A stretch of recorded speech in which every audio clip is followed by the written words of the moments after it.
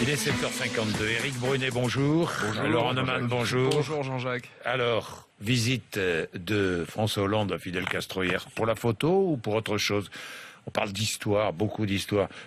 Est-ce qu'il a eu raison, Laurent Neumann? Oui, parce que je vois bien les critiques. D'abord, je pense que ça a dû susciter une crise de jalousie chez Mélenchon et l'extrême gauche française, parce que c'est vrai que c'est un modèle terrible. Et puis j'imagine que François Hollande, lui, a dû dire à Castro merci pour ce moment d'histoire, en l'occurrence. Mais oui, il le voit pour l'histoire.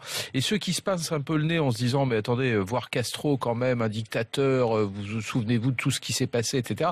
Mais voir Raoul Castro, c'est pas beaucoup mieux. Tout le monde a oublié, mais Raoul Castro qui dirige actuellement l'île, c'est l'homme des services secrets, c'est l'homme des arrestations arbitraires. Je rappelle quand même que le rapport d'Amnesty International parle de 700 arrestations par mois, c'est-à-dire 9000 par an.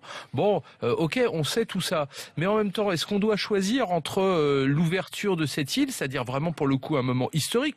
Là, je parle pas seulement d'affaires, d'économie et de business, mais c'est un moment historique, ce rapprochement avec les États-Unis. Demain, dans quelques mois, il y aura sans doute la levée de l'embargo. Je vous rappelle que la France a signé la levée de l'embargo depuis 1991. Ça fait donc plus de 20 ans que cet embargo est aux yeux des Français illégal. Bon, il voit Castro, je vois bien l'idée, l'image, etc. Ça n'a pas un immense intérêt politique, mais c'est le signe en tout cas que la visite se passe bien. Parce que si les Cubains acceptent que Castro voit Hollande, ça veut dire que pour eux, la présence de Hollande à Cuba se déroule exactement dans les meilleures conditions possibles. Éric Brunet. Quand même, ce François Hollande qui critiquait Sarkozy parce qu'il voyageait trop, plus de 150 déplacements hors de la France métropolitaine en 3 ans, ça y va, c'est devenu la véritable madone des aéroports. Du coup, vous Hollande. êtes pour, alors. Attendez, il a visité 6 îles là, ces derniers Il jours. est peut-être meilleur à l'étranger qu'en France. Non, il voyage bien, il se tient bien dans l'avion, voilà, c'est ce qu'on peut dire.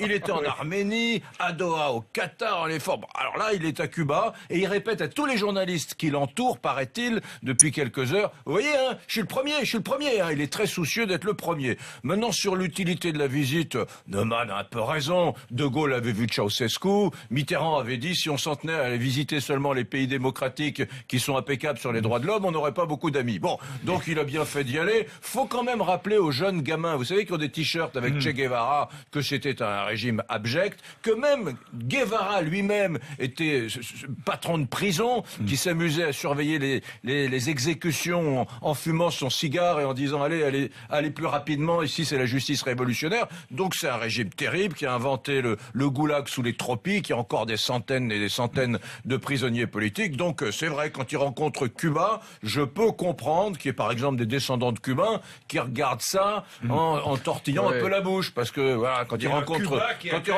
Castro, pardon, c'est un peu fort, quoi. Oui, tout ça est vrai, mais en même temps, quand Éric se moque de François Hollande qui veut arriver le premier, il va se passer quoi dans 5 ans, dans 10 ans, quand le pays va commencer à être reconstruit, qu'on va voir que les Américains sont avant nous, que les Espagnols sont avant nous. Les Espagnols ont des liens étroits. Évidemment. Donc évidemment qu'il y a une Cuba. compétition qui se joue. Pourquoi? Parce que demain, il va falloir faire des routes, des trains, installer le numérique. J'ai vu hier que le groupe Accor a commencé à signer des contrats pour installer des hôtels de luxe. Pour qui? Pour les futurs Américains qui vont venir passer leurs vacances ici. Donc il y a des contrats. Et puis surtout, travailler avec Cuba, contrairement à ce qu'on pense, c'est pas seulement un business local, c'est la porte d'entrée pour l'Amérique latine. Oui. C'est même la porte d'entrée pour certaines entreprises françaises vers les États-Unis. Il y a un truc incroyable. Évidemment qu'il faut y aller. Il y a un truc incroyable, c'est que les anciens pays communistes ou les pays communistes sont passionnément francophiles. Ça, c'est très très fort. Il y a un amour de la Révolution française, de la culture française, la littérature française. Il y a un des plus beaux musées Napoléon à la Havane. Et attention, hein, magnifique, je connais. Napoléon chez eux n'est pas perçu comme chez nous, comme un dictateur, mais comme un libérateur, Eric, comme un libérateur. Il y a mieux que ça, il y a une maison d'ailleurs pour notre ministère. Il y a une maison Victor Hugo.